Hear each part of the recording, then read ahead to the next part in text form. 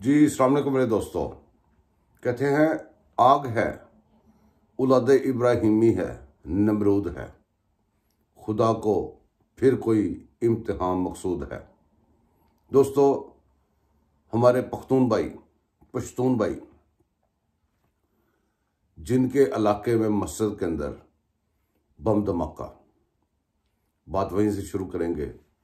एक तरफ देखें लाशें पड़े हुए हैं, एक तरफ उन्हीं पश्तूनों की दुनों के ऊपर मगन होके नमरूद की औलाद डांस कर रही है, मुजरा कर रही है। इसको जरा गौर से देखें।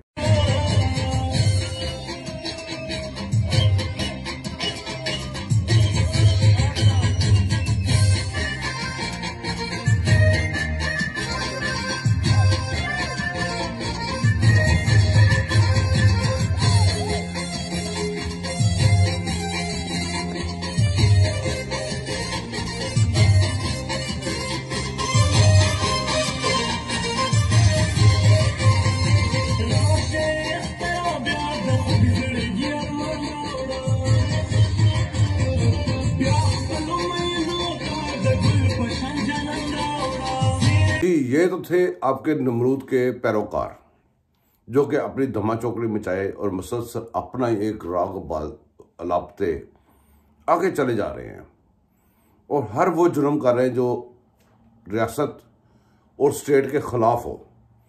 हर वो बकवास करते जा रहे हैं जो रियासत और स्टेट के खिलाफ हो। शिद्दत अली को आपने अरेस्ट किया, शिद्दत अली अरेस्ट हो गया। अब याद रखें, ये आपके लिए या किसी जुर्म के लिए अरेस्ट नहीं हुआ। स्टेट के खिलाफ अगर कोई जुर्म किया उसके अगेंस्ट ये अरेस्ट नहीं हुआ। अगर इसने कानून तोड़ा है या कोई आइन तोड़ा है तो उसके अगेंस्ट ये अरेस्ट नहीं हुआ। ये जब कानून तोड़ रहा था, जब ये आइन तोड़ रहा था, जब ये सारी धमा चौकड़ियां बिचा रहा था, तब ये आज़ादी से आपके सीनों पे मूंग धर रहा था। ये वही शीदा है जो हर वक्त पेशीनगोइयाँ करता है। ये वही शीदा है जो हर वक्त आपको बताता है कि अब गेट नंबर 4 से क्या अहकामात जारी हो रहे हैं। ये वही शेर रशीद है जो आपको बिफोर टाइम बता देता है कि अब फौज का क्या मूड है। ये वही शेर रशीद है जो अपने ही मौसनों को, अपनी ही फौज को, जो इसकी सपोर्ट करके इसको यहां तक लेके आई है, उसी के गले पड़ गया। ये हमेशा उसके गले पड़ता है जो पाकिस्तानी हो, जो पाकिस्तान की बात करता हो, जो इस्लाम की बात करता हो। इसके बारे में किसी मर्द कलंदर ने क्या खूब कहा था, वो भी सुन के देखें जरा। लाल हवेली वाला टल्ली जड़ा है ना, ये कहना है पैसा लिया। मैं क्या पत्थर पैसा नहीं लिया, तू साढ़े खिलाफ क्यों बोल रहा? पता ही तेन पता है जब दीन आएगा तो लाल हवेली के काले करतूत भी फिर सामने आएंगे। असल गल पीड़ा हो फकिया हो। अब दोस्तों, आपका इमरान खान और उसके हवारी आपको यह साबित करने पे तुले हुए हैं कि ये जो धमाका ये फौज ने किया था, जबकि उस धमाके की बात इमरान न्याजी नहीं करता जो एपीएस में हुआ था, जो इसका धरने में धरना देके फंस चुका था। ना धरना आगे जा रहा था ना पीछे जा रहा था, और एक धमाका हुआ, बहुत सारे बच्चे ज़िबा कर दिए गए। हमारी कौम के ऊपर एक ऐसा अजाब नाज़िल कर दिया गया जो कि अभी तक हम उसके जख्म नहीं भूल सके। फिर उसके ऊपर ये नहीं बताता शीदा या इमरान खान, ये नहीं मैं बताता कि उसका जो मेन मरकजी मुलजम था वो पकड़ा गया, मुजरम एहसानुल्लाह एहसान। ये भी नहीं बताता कि उसको बहनोई बना के किसने छोड़ा था। ये नहीं बताता कि इन बंदों के खिलाफ या तो आप ऑपरेशन कर लें या इनके साथ बैठ के बातचीत कर लें। ऑपरेशन हमने किए, ज़रब तो फलाना टमकाना, बड़े सारे हमने ऑपरेशन किए। उसके बाद आपने देखा कि इमरान खान की हुकूमत आई, फैज़ मीद उधर गया तो ये कप ऑफ टी उधर पी रहा था और सारा कुछ हो रहा था, और इधर आना जाना फिर खोल दिया गया था। उसके नतीजे आज हमारे सामने हैं। जब वो धमाके करने वाले उधर थे फिर भी इनके सपोर्टर थे, इधर आ गए तो फिर भी इनके सपोर्टर हैं, इनके सपोर्ट में सारा कुछ कर रहे हैं। और बाकी रही बात जो हमारा किस्सा परीना है, जो पुराने मर्ज लाहक है, जो सबसे ज्यादा दुख वाली बात है, उनके जो सम्राट हैं अब आने शुरू हो गए हैं। 70 सालों से बड़ी बर्दाश्त की कौम ने, आज गौर करें कि इमरान खान फौज के खिलाफ है और वो भी वही कह रहा है, जो फौज के हक में है वो भी वही कह रहे हैं। आज अगर सियासी पार्टियां, तो सारी पार्टियां अगर आपस में बैठ के बात करती है तो वही बात करती हैं जो इमरान खान कह रहा है और जो पहले ये इधर वाले कह रहे थे।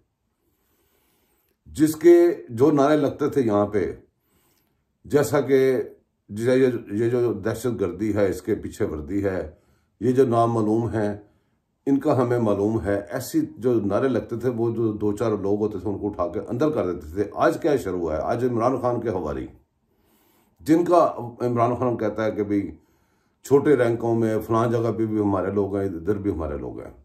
सबसे ज्यादा दुख की बात उस वक्त मुझे हुई कि जब पेशावर के अंदर पुलिस ने बावर्दी, ये पाकिस्तान की तरीका बल्कि दुनिया की तरीका मेरे ख्याल में कोई अनोखा ही वाकया होगा कि बावर्दी पुलिस वालों ने यहाँ पे एक मुजाहरा किया अपने यूनिफॉर्म पहन के।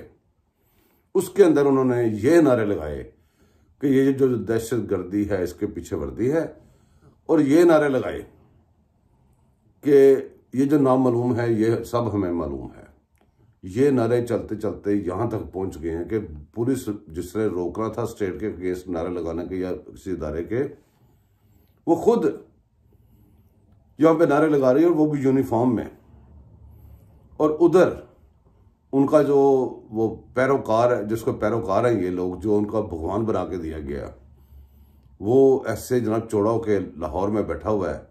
किसी को जरूरत नहीं है, जजेस उसकी सपोर्ट कर रहे हैं, फौज में छुपे लोग उनकी सपोर्ट कर रहे हैं। और ये जो सारा कादियानी टोला है ये आज देखें कितना धमा चौकड़ी मचा के बैठा है, किसी की जरूरत में हाथ लगा जाए। अब इन्होंने सोशल मीडिया पर देखें इस सानहे के बाद इनको फायदा क्या हुआ है। जैसे वो सानहे के बाद इनका जो जान फंसी थी इस धरने के अंदर, जान नहीं छूट रही थी, वो छूट गई थी। अब ये जो धमाका हुआ है इसका फायदा किसको हुआ है? एक ऐसी ख्वाहिशात थी इनकी कि जो नए आने वाले आर्मी चीफ और इस वक्त जो करंट में जो हमारे ऑफिसर हैं फौज के, इनके ऊपर महाज खोल दिया जाए। तो वो खोलने के लिए रास्ता नहीं मिल रहा था। अब ये साने के बाद उनको वो रास्ता मिल गया, सोशल मीडिया भर गया, हाफिज साहब भी मशहूर हो गए हैं, सारे लोग मशहूर हो गए हैं। और ये मशहूर तब तक होते रहेंगे जब तक हमें कहते रहेंगे कि भाई एक बहुत हमारा कोई काम होगा, किसी हमारे सियासतदान की बात होगी तो कहेंगे एहतसाब करो और पूरा जनाब एहतसाब मिलेगा, हर चीज़ का सबूत मिलेगा, ये मिलेगा वो मिलेगा। और जब आसम बाजवा की बात आए तो फौजी तर्जमान आकर नहीं कोई ऐसी बात नहीं है, नहीं ऐसी बात नहीं है, करेंगे। बाजवे की बात आएगी, वो पहले क्या नहीं गया था, जजीरे बनाने की बात है कि आप सफाई नहीं देंगे तो सफाई मांगेंगे, तो ये दिन तो आना था। अब जो हम लोग इनसे प्यार करने वाले, हम लोग उनकी फेवर में भी बोलना चाहें तो हमें तो वो क्वेश्चन करते हैं कि जी वो फलाने का हिसाब दे दें आप, हालांकि उस वक्त उनके साथ थे वो। अब ये क्वेश्चन जो है इनके आंसर करने पड़ेंगे, इनके ये जो जर्नल्स हैं इनको अपनी तलाशी देनी पड़ेगी, वरना पाकिस्तान का कोई हाल नहीं रह गया, जो इन्होंने कोई हाल नहीं छोड़ा। हमने पाकिस्तानियों ने बंदूकों के साए के नीचे अपनी जिंदगियां गुजारी हैं, लेकिन परेशानी की बात यह है कि वो बंदूकें गैर की नहीं होती थी, वो बंदूकें हमारी होती थी। कभी किसी ने पूछा है, ये सारी बातें तो हम कर रहे हैं तो इतनी वो लंबी चौड़ी बातें कर रहे हैं, कभी किसी ने पूछा है कि जनाब वो जो था आपका कश्मीर, उसका क्या बना है? वो बाजवा गया था उधर, तो ये गया था कि इसने कहा था वर्ल्ड कप जीत के आया हूं, तो कश्मीर चला गया था, उसका क्या बना है? पापा जान की कंपनियों का क्या बना है? ये सीपैक का क्या बना है? ये जब तक सवाल नहीं देंगे पाकिस्तान अब आगे नहीं चल सकेगा। पाकिस्तान को आगे चलने दें, अपने पाँव बाहर निकालें, अपने साथ दें, वरना ये कुत्ते बिल्ले उठ के आप पे भौंकेंगे, हम कुछ नहीं कर सकेंगे। और भौंक रहे हैं, ये सब कुत्तम बिल्लम आपके लिए जमा किया गया है। ये आप है तो हम हैं, हम है तो आप हैं, तो हम अगर नहीं रहेंगे आप कैसे रहेंगे? गौर कीजिएगा जरा इसके ऊपर। ला इलाहा इल्लल्लाह मोहम्मद रसूलुल्लाह, मैंने कभी नशा नहीं किया, और गुनाह किए होंगे, खुदा मुझे माफ। मेरे दोस्तों, अब बात आ गई महंगाई की। महंगाई कैसे रुकेगी? महंगाई ऐसे कभी नहीं रुक सकती। आपने अपनी दुश्मनदारियां ऐसे बना ली हैं हर बंदे के साथ। खुद अपनी पैदावार के साथ अपनी दुश्मनदारी बना ली है। अपनी जमीनों के साथ आपकी दुश्मनी है। आपकी अनाज उगाने वाली जमीनों पे आप वो बना रहे हैं, हाउसिंग सोसाइटियां बना रहे हैं। और हाउसिंग सोसाइटियां किन की हैं वो भी आपके सामने है। जमीनें आपने नहीं छोड़ी, दरिया आपने नहीं छोड़े, भेज दिए इंडिया को। हर चीज आपने नहीं छोड़ी, तो फिर आप कहते हैं महंगाई होती है, हमें हर चीज बाहर से खरीदनी पड़ती है। अभी जो थोड़ी बहुत रह गई ये चीजें हम उगा रहे हैं, ग्रो कर रहे हैं, ये भी कुछ अर्से के बाद ये भी नहीं रहेंगी, क्योंकि आपकी स्पीड बहुत तेज है। जब आप रिटायर होंगे, आपने कुछ प्लाट लेने हैं, आपके अफसरों ने प्लाट लेने हैं, वो जमीनें खत्म होती जाएंगी जो ग्रो करने, कोई चीज ग्रो करने के लिए बची हुई हैं। जो जमीनें बाकी बचेंगी वो आपके बंदे रिटायरमेंट के बाद एक वो जो बहरिया टाउन में नौकरी करेंगे और वहां पे वो सारी जमीनें खाई पी जाएंगी। जैसे एक बकरा मार के उसके अपने अपनी पसंद के पीसेस सारे निकाल के ले जाते हैं, इसी तरह ही वहां पे भी वो बढ़िया पड़ जाएंगी। तो महंगाई जो है ना, वो बातों शातों से कंट्रोल नहीं होनी।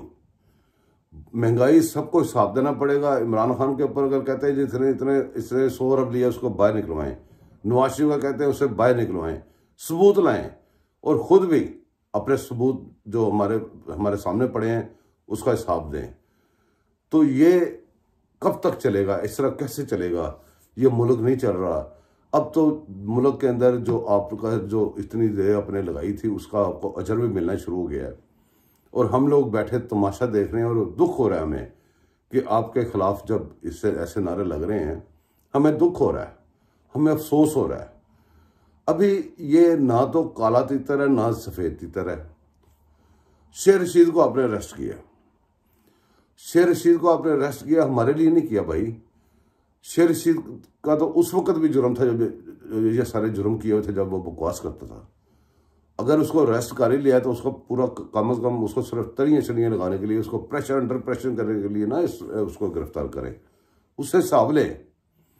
आप बंदों को अरेस्ट करते हैं फिर छोड़ देते हैं। जब छोड़ते हैं कैसे छोड़ते हैं, अरेस्ट करते हैं कैसे करते हैं, ये किसी को समझ नहीं आ रहा। क्यों करते हैं, क्यों छोड़ते हैं, ये किसी को समझ नहीं आ रहा। महंगाई हो रही है, क्यों हो रही है, कैसे खत्म होगी, ये किसी को समझ आ रही है, लेकिन बोलने के लिए तैयार नहीं है। सारे बंदे परेशान हैं, सारे लोग परेशान हैं। इस मुल्क में परेशानी के अलावा कुछ नहीं रह गया। अभी भी खुदा का खौफ करें। ये मुल्क है तो आपकी सियासतें हैं, ये मुल्क है तो आपके लिए प्लॉट्स हैं, ये मुल्क है तो आपके लिए मराहत है, ये मुल्क है तो आपके लिए सब कुछ है। ये अगर नहीं है तो आप भी बाहर कहीं निकलेंगे इसी तरह मेरी तरह या हमारे जैसे लोगों की तरह नौकरियां करेंगे।